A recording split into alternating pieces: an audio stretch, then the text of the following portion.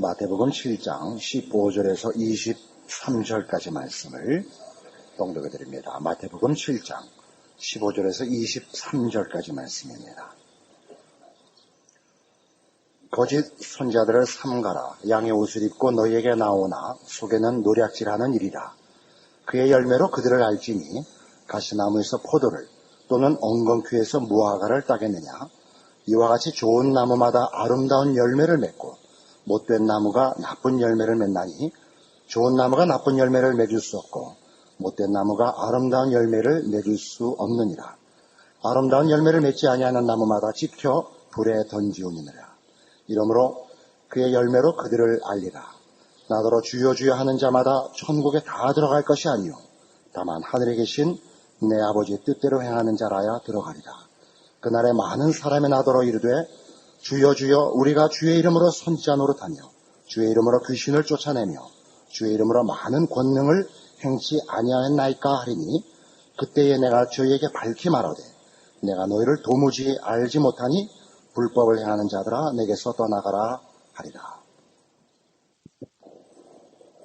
오늘 본문에 등장하는 거짓 선지자들은 말하자면 이 복음서를 쓴 마태에게 있어서는 당시에 종교적, 민족적 지도자들인 바리새인들이나 서기관들을 염두에 둔 표현입니다. 저들은 참다운 신앙의 핵심을 오도했고 마태복음 23장에 기록된 식으로 하자면 천국 열쇠를 맡았을 때 자기네도 들어가지 않고 남들도 못 들어가게 하는 자들이고 두루 돌아다니며 자기의 제자들을 삼아서 배나도 지옥 자식이 되게 하는 자들입니다. 저들의 잘못된 것을 지적하는 것만이 전부가 아니고 그래서 저들이 잘못하는 일에 대하여 오도되거나 또는 유혹을 받거나 잘못된 그 추정이 없도록 경고를 하고 있는 셈입니다. 그래서 거짓 선지자, 반대로 얘기하자면 참 선지자 또는 좀 더 보편화시켜서 얘기하면 거짓 신앙, 참 신앙 이런 것들을 어떻게 분별할 것인가 하는 것이 오늘 내용입니다. 그 분별하는 방법은 16절 이하에 있는 대로 그의 열매로 그들을 알지니라 이겁니다. 열매를 보고 그 나무를 판단해라. 가시나무에서 포도를 또는 엉겅퀴에서 무화과를 따겠느냐. 이와 같이 좋은 나무마다 아름다운 열매를 맺고 못된 나무가 나쁜 열매를 맺나니 좋은 나무가 나쁜 열매를 맺을 수 없고 못된 나무가 아름다운 열매를 맺을 수 없느니라 라고 가르칩니다. 사과나무가 배를 열 수 없고 배나무가 감을 열 수 없는 것과 같습니다. 나무를 비교하는 것으로는 우리는 어느 것이 어느 나무인지 잘 구분이 안 됩니다만 열매를 보면 분명해지죠. 사과가 달려있으면 사과나무고 배가 달려있으면 배나무고 감이 달려있으면 감나무입니다. 지금 그런 얘기죠. 그런 식으로 말하자면 22절에 있는 대로 그날에 많은 사람이 나더러 이르되 주여 주여 우리가 주의 이름으로 선지자 노릇하며 주의 이름으로 귀신을 쫓아내며 주의 이름으로 많은 권능을 행치 아니하였나이까 라는 이 예에서 보듯이 선지자 노릇했다든가 귀신을 쫓아냈다든가 능력을 행한 것들 이런 것들은 그 나무에 좋은 나무에 나무된 표는 아닌 것입니다. 우선 우리가 좋은 나무가 되는 것, 좋은 열매를 맺는 나무, 아름다운 열매를 맺는 나무, 즉 아름다운 나무를 판별하는 데 있어서 또는 아름다운 나무가 되는 데 있어서 명분이 그 조건이 되지 않는다는 걸 분명히 해둘 필요가 있습니다. 우리 한국 교회는 그 종교적 본성이 대단히 열심에 치중되어 있는 것 같습니다. 지성이면 감천이라 하는 식으로 무속 신앙의 그 핵심이 기독교에도 그대로 적용이 돼서 우리는 신앙이 좋다라는 표현을 쓸 때 그 기준을 열심 있는 신앙 행동을 하는 자들을 염두에 두고 자기 자신에 대해서도 그렇게 평가를 합니다. 그러나 지금 본문에서 보는 바와 같이 귀신을 쫓아내고 많은 권능을 행한 자들에게도 내가 너희를 도무지 알지 못하노니 불법을 행하는 자들아 내게서 떠나가라 하리라 라는 경고가 주어집니다. 마태복음 16장에 가시면 이 문제에 대한 좀 더 이해하기 좋은 예가 하나 나옵니다. 마태복음 16장에는 여러분 잘 아시는 16절에 그 베드로의 예수 그리스도에 관한 고백이 나옵니다. 시몬 베드로가 대답하여 가로되 주는 그리스도시요 살아계신 하나님의 아들이시니다. 그러자 주님께서 그를 칭찬하시고 이 고백 위에 교회를 세우겠다 약속하셨습니다. 21절 이때로부터 예수 그리스도께서 자기가 예루살렘에 올라가 장로들과 대제사장들과 서기관들에게 많은 고난을 받고 죽임을 당하고 제3일에 살아나야 할 것을 제자들에게 비로소 가르치시니 베드로가 예수를 붙들고 가나요 가로되 주여 그리마옵소서 이 일이 결코 주에게 미치지 아니하리이다. 예수께서 돌이키시며 베드로에게 이르시되 사단아 내 뒤로 물러가라. 너는 나를 넘어지게 하는 자로다. 내가 하나님의 일을 생각지 아니하고 도리어 사람의 일을 생각하는도다. 이 베드로의 고백을 잘 보셔야 됩니다. 주께서 이제 죽으셔야 된다. 십자가를 지셔야 된다는 걸 가르치자 그런 일이 주님께 일어나지 못하도록 목숨을 바쳐 주를 보호하고 충성심으로 그 앞을 막아서겠다고 약속합니다. 그러자 주님께서 베드로를 향하여 사탄이라 꾸짖으시고 하나님의 일을 생각지 못하고 사람의 일을 밖에 생각할 줄 모른다라고 꾸짖고 그 유명한 24절을 주십니다. 이에 예수께서 제자들에게 이르시되 아무든지 나를 따라오려거든 자기를 부인하고 자기 십자가를 지고 나를 쫓을 것이니라 라고 요구하십니다. 크게 대조되는 게 이겁니다. 충성, 열심이 전부가 아니라는 것이죠. 자기를 부인하고 자기 십자가를 지라. 이것이 신앙의 본질이라고 얘기를 합니다. 우리는 명분에 너무 치중하고 열심에 너무 치중해서 한국 교회의 신앙의 전체적인 분위기는 능력 일변도입니다. 자꾸 뭘 해내려고 그래요.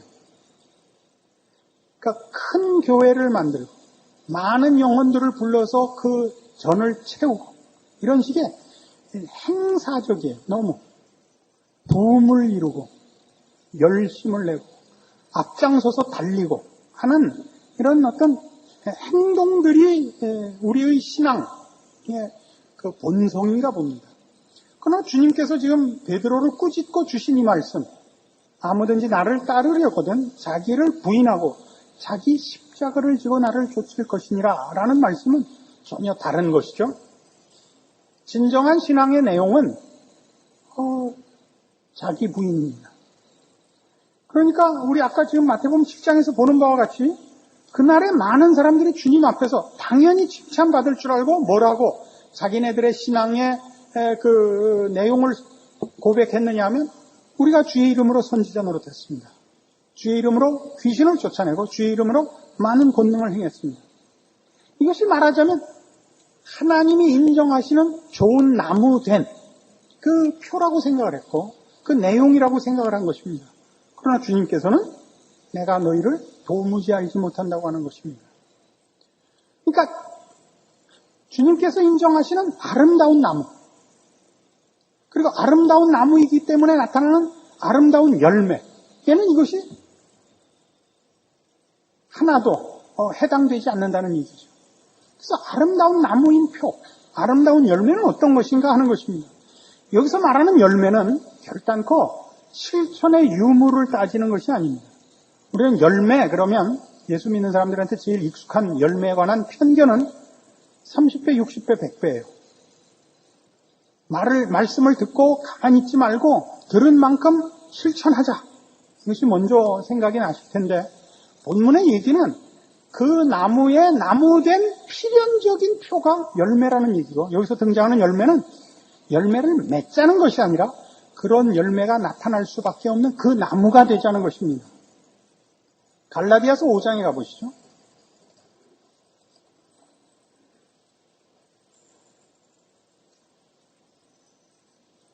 갈라디아서 5장 16절 신약 성경 308페이지입니다. 내가 이르노니 너희는 성령을 쫓아 행하라. 그리하면 육체의 욕심을 이루지 아니하리라. 육체의 소욕은 성령을 거스리고 성령의 소욕은 육체를 거스리나니 이 둘이 서로 대적하므로 너희의 원하는 것을 하지 못하게 하려 함이니라. 너희가 만일 성령의 인도하시는 바가 되면 율법 아래 있지 아니하리라. 이 구절은 성령을 쫓을 것을 권하면서 성령을 쫓으면 육체와 등을 돌리게 되고 육체를 쫓으면 성령과 등을 돌리게 된다. 육체의 길과 성령의 길은 정반대의 길이라 하는 것을 우리에게 가르치며 성령을 쫓을 것을 권합니다. 그런데 문제는 내가 지금 성령을 쫓고 있는지 육체를 쫓고 있는지 무엇으로 압니까? 하는 질문에 대한 답으로 18절 이하에 19절 이하에 육체의 일은 현저하니 라고 해서 육체를 쫓을 때 나타나는 증상들을 나열합니다. 음행과 더러운 것과 호색과 우상숭배와 술수와 원수를 맺는 것과 분쟁과 시기와 분냄과 당짓는 것과 불리함과 이단과 투기와 술취함과 방탕함과 그와 같은 것들. 성령을 쫓으면 나타나는 증거들. 22절 오직 성령의 열매는 사랑과 희락과 화평과 오래 참음과 자비와 양선과 충성과 온유와 절제다 이겁니다. 여기 있는 거는 다 이런 것을 맺자, 이런 것은 맺지 말자 이런 것이 아닙니다. 사랑하자, 화평하자, 자비롭자 이렇게 써먹는 것이 아니라 성령을 쫓으면 이런 열매가 나온다 이겁니다. 그러니까 여기를 속지 말라 이거죠. 명분이 오르면 성령을 쫓고 있는 거라고 생각하지 말라 이거죠. 선지자 노릇했습니다. 그러면 내가 성령을 쫓고 있고 참다운 신앙의 길을 가고 있다고 속지 말라 이거죠. 선지자 노릇하면서 얼마든지 육체의 열매를 맺을 수 있습니다. 신앙의 명분으로서는 얼마든지 옳은 일을 내세우고 그리고 거기에 육체의 증거들이 나올 수 있습니다. 성령을 쫓지 않을 수 있단 말이죠. 참 무서운 일입니다. 여기 등장하는 이 육체의 열매나 성령의 열매를 보시면 이것들이 다 열심과 능력에 관한 것이 아니고 기능에 속한 것들이 아니고 성품에 속한 것들임을 주의해서 보셔야 됩니다. 진정한 신앙의 내용, 그러니까 참다운 신자의 자리 혹은 존재의 표는 성품과 인격적이라는 것이죠. 기능적이고 방법적인 것이 아니다 말이에요. 우린 좋은 신앙을 가진다 그러면 자꾸만 하나님을 위해서 뭘 해드리는 것으로 일로서 자꾸 생각을 가져요. 그러니까 더 많이 기도해드리고 더 많이 헌금 내드리고 더 많이 전도해드리는 것이 신앙일 거라고 생각을 해요. 그게 아니고 신앙은 끊임없이 이 산상설교에서 요구하는 바와 같이 하나님을 닮아가는 것입니다. 그래서 그의 성품과 인격이 변화되는 것입니다. 그가 무슨 일을 하든지 하나님의 마음으로 하는 것이죠. 그러면 당연히 거기 사랑과 희락과 화평과 오래 참음이 있는 것입니다. 그러나 그것을 하나님을 닮지 않고 하나의 종교로서 자기 치장을 하면 명분과 주장하는 내용에 있어서는 가장 그럴듯한 표현을 쓸 수 있으나 열매는 결단코 하나님의 성품이 드러나는 일이 나올 수가 없습니다. 그건 우리 이미 마태복음 6장에서 사람 앞에 보이려고 너희 의를 행치 않도록 주의하라 라는 경고에서 본 바와 같습니다. 기도하고 구제하고 금식하고 모든 종교적인 일을 행하는데도 저들에게는 이웃사랑이 없고 하나님의 영광이 드러나는 일이 거기 열매로 등장하지 않는 것입니다. 이게 참 중요한 문제입니다. 전도를 하고 기도회를 하는데도 하나님의 은혜와 자비와 그 임재하심이 드러나지 않고 그 시기와 투기와 싸움만 일어나는 일을 우리는 얼마든지 경험합니다. 빌립보서 2장에 가시면 성경에서도 이렇게 이 문제를 경고하는 것을 만납니다. 신약성경 319페이지 빌립보서 2장 5절입니다.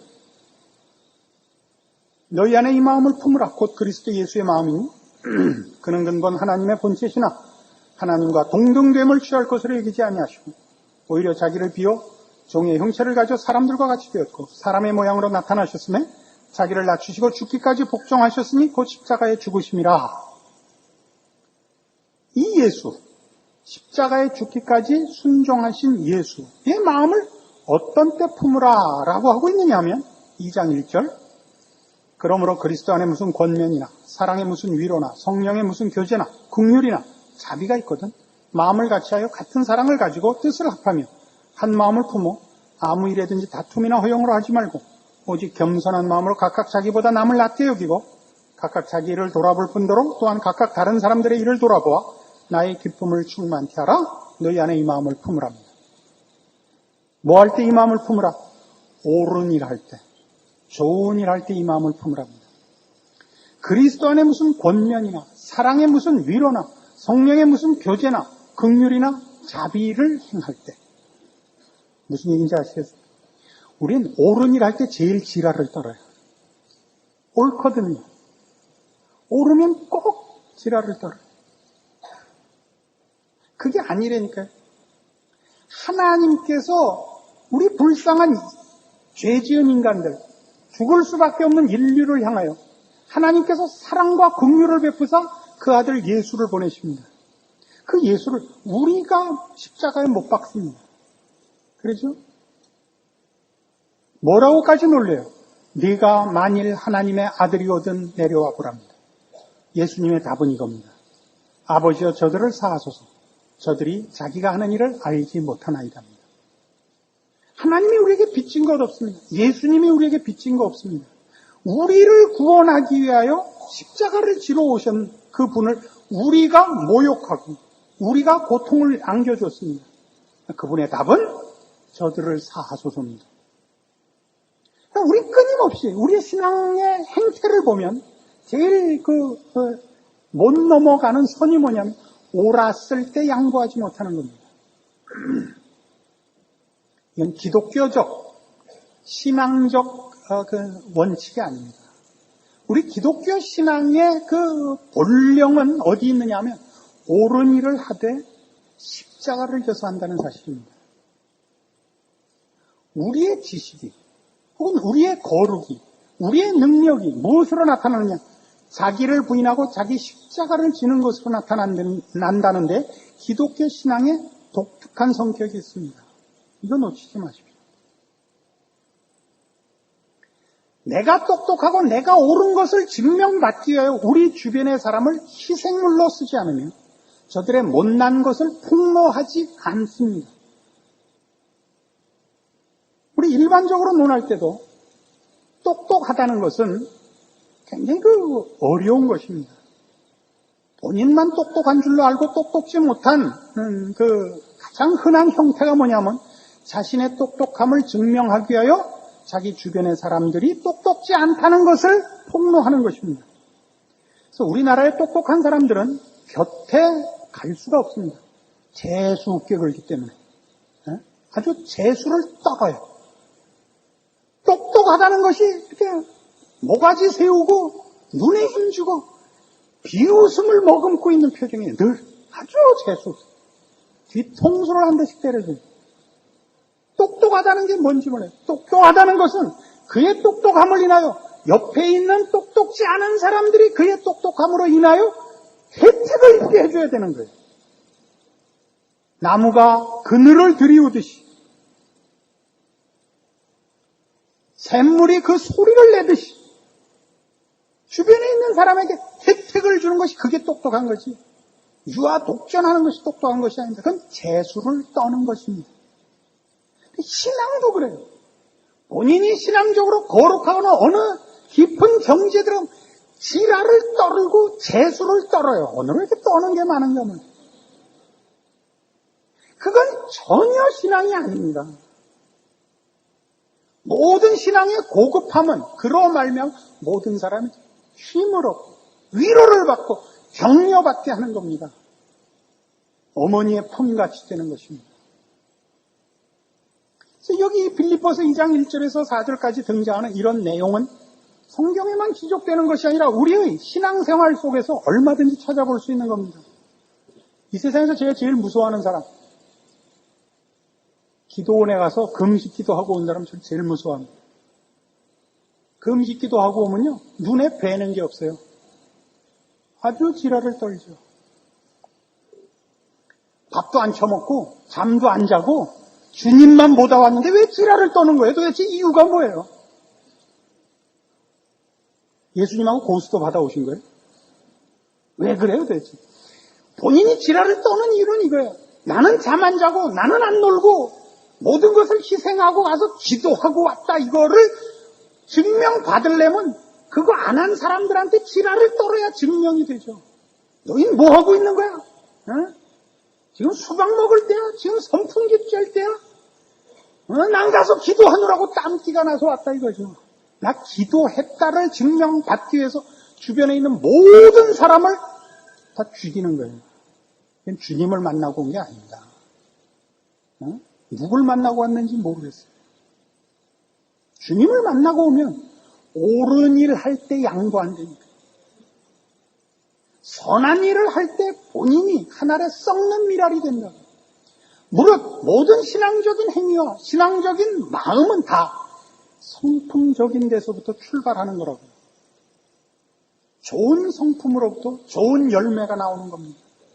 본인은 명분을 앞세우고 거룩한 내용이라고 떠들지만 거기 좋은 열매가 맺히지 못하는 까닭은 그가 한 모든 행위들이 주님을 닮는 것이 아니라 종교적인 행위만 앞세워서 자신이 남과 다르다는 우월한 증거를 받으려는 것에 불과하기 때문입니다.